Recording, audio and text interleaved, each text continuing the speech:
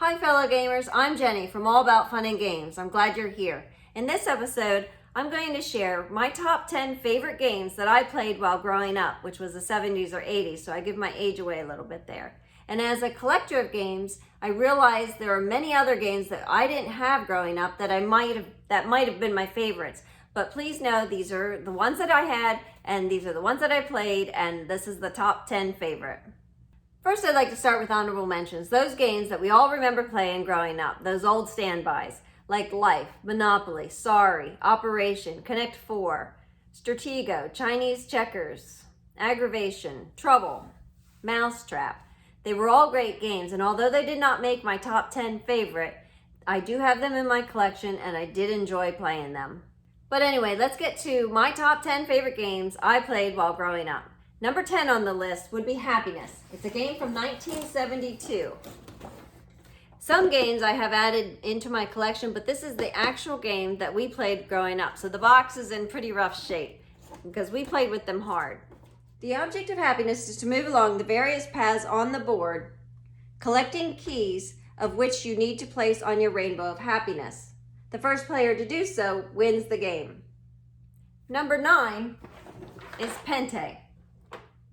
Pente is a game for 2 players, although you could pair up and play with 4, although I never have. It's really just a 2-player game, much in line with Connect 4, except if you have 5 in a row, you win, or if you capture 5 pairs of your opponent's pieces.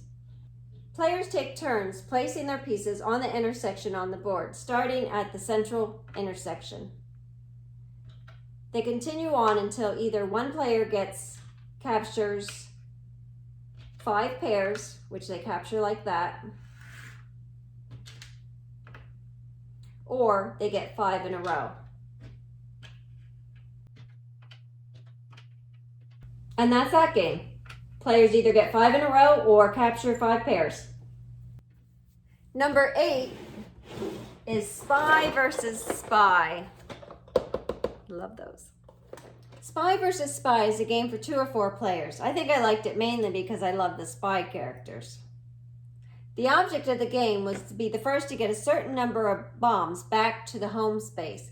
In a 2-player game, that was 7. 3 players only needed to get 5 back. 4 players needed to get 4. Players would take turns building tunnels with the tiles to the bombs in effort to take them back home, without them exploding on you or without your tunnels being blocked by your other spy opponents. It was a tile-laying game, which are so popular today, but back then, 1986, it was a bit of a new concept. I loved placing the tiles to build tunnels, to collect bombs, and then blocking other players' tunnels, so if I didn't explode with a bomb, I would get my bombs back home. It was a lot of fun. Number 7 on the list is Which Witch, also by Milton Bradley. Which Witch was a game for 2 or 4 players. I remember mostly playing this with my sisters. It was a bit like Mousetrap. You could even be turned into a mouse by a spell, which was the same type of piece used in Mousetrap, as well as a steel ball.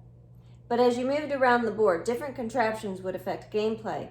For Which Witch, you had to be careful of the broom coming down and sweeping you off the board, as well as the ball running down the steps and knocking you off. There was also a wobbly floor and a moving wall. These snares were triggered by dropping a ball down the chimney, and it could go in either of the 4 rooms. It was always a surprise which snare it might trigger. If a player was on a danger space in one of those rooms, you would have to go back to start in that room. The object was to be the first player to reach the top of the steps, and this part was always tricky because it always seemed the ball would be dropped down the chimney and roll down the steps, knocking you off, making you go back to start in that room. Number 6 is Skunk. Skunk was a simple push-your-luck dice game. The way we played it was you took turns rolling the skunk dice in attempts to be the first to arrive at 200 points. A skunk die has a skunk in place of the number 1. To play, you would roll, adding up points on your turn. You could stop at any time. If you didn't get a skunk, you would get those points. If you did get a skunk, however, you'd lose all the points for the turn. And if you rolled double skunks, you'd lose all points gathered for the entire game and have to start back at 0. The choice was always, do you keep rolling, hoping for a high point turn, or do you just go slow and steady, gaining a few points each turn, hoping always no double skunks would appear? I actually have my mom's skunk dice, which are what we played with growing up. As you can see, the skunks are totally worn off. It shows how much we did play them. I had gotten this box for my collection and to have the skunks on them, but these are the ones I treasure most. Number 5 on the list is actually one of the classic games. So if you missed it on my honorable mentions, this is why. It is a game from 1949, Clue. And back in the day, they used to sell the implement boxes separate from the boards. This is how they were sold. So, number 5, Clue. Our whole family loved to play Clue together. I'm not sure this game needs much explanation, as most are familiar with it. The object of the game was to deduce who killed Mr. Body with what and in which room. Was it Miss Scarlet with the candlestick in the dining room? Or could it have been Mr. Plum with the rope in the kitchen? This was done by eliminating cards that were placed in the secret envelope at the beginning of the game. If it was in a player's hand or your own, it wasn't in the secret envelope. If it wasn't in someone's hands and not yours as well, then you knew it had to be inside the envelope and part of the answer. It was so much fun to figure out and play. Number 4 is Careers. Careers is another game that I played with the whole family. The object was to be the first to succeed by earning the amount of fame, happiness, and money formula a player secretly chose at the beginning of the game. This success formula needed to total 60 points. It could be 20, 20, 20 of each money, fame, or happiness, or it could be a combination of any or just 60 of one. It didn't matter, just so they added up to 60 points. Like the game of happiness, the paths on the board helped you achieve what you needed to get. Like for instance, in big business, you could gain more money. However, going to sea, you could gain more hearts, which was happiness. Choosing your own success formula and trying to achieve that in each game made the game a lot of fun to play. Would you go for lots of money or be famous or find success with lots of love or happiness or have a healthy balance of each? Looking at past games, you can see this person went for 20, 20, 20, a perfect balance. This person went for more fame, 25 fame, 20 happiness, 15 money. And this person went for more money, 25, 20, and 15. This one went for more happiness as well, 10, 20, 30. The game has actually been updated a lot to fit more with the times, but I still love the original. It too was my mom's game and the one I played, so it is treasured as is. Number 3 is Scotland Yard by Milton Bradley. Scotland Yard is another game my family loved to play. In it, one player is Mr. X, a most wanted criminal on the run, and all the other players work together to try to capture him somewhere on the board. The twist is Mr. X moves secretly and only reveals his position a few times during the game. Players only know how he is moving, and from this they work out where he might be on the board. If he traveled by taxi, then underground, and taxi, he might be at this location. Working together, players try to capture him in time before he moves and detectives lose him again. If Mr. X is captured, all other players win the game. If Mr. X resists capture, he wins the game. This game has since been updated a few times. As like Clue, it's somewhat of a classic. I'm glad we had it when I was growing up because I love playing it. Number 2, Mystery Mansion by Milton Bradley. Mystery Mansion. I played this game a lot with my younger sister. The object of the game was to be the first player to bring real treasure out of the mansion.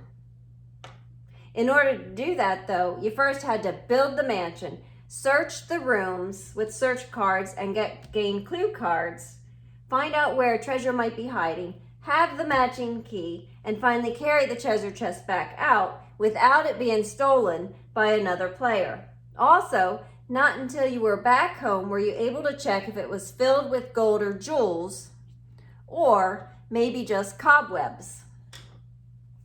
Like Spy vs. Spy, you had to build before retrieving, and what you retrieved didn't always work out. I loved the building, exploring through the mansion, and the surprises discovered there. My sister and I still talk about the great times we had playing this game. And my number one favorite game playing while growing up, it was published in 1979 by Parker Brothers, is Stop Thief. I loved playing Stop Thief. It had an electronic game piece, which for the time, 1979, was pretty high tech. It's a game of deduction. Players are detectives trying to track down and keep track of wherever the thief moves in order to arrest him. Detectives must be next to the space to arrest him, and he is constantly moving anywhere on the board. At the start of the game, the crime scanner reveals a crime has been committed. It also reveals in what building, either in 1, 2, 3, or 4. The red spaces are the crimes, so he has to start on one of those spaces. He can walk, break a window, open a door, commit another crime, run down the street, or take the subway, which moves him a large amount of spaces. Following his later moves after creating a crime or after committing a crime lets you deduce where he might be. Here are the sounds. That means a crime is committed. He walked across the floor. He opened up a door. He broke a window. He ran down the street. He entered the subway, which means he could go anywhere else. And then he committed another crime. Those are the clues.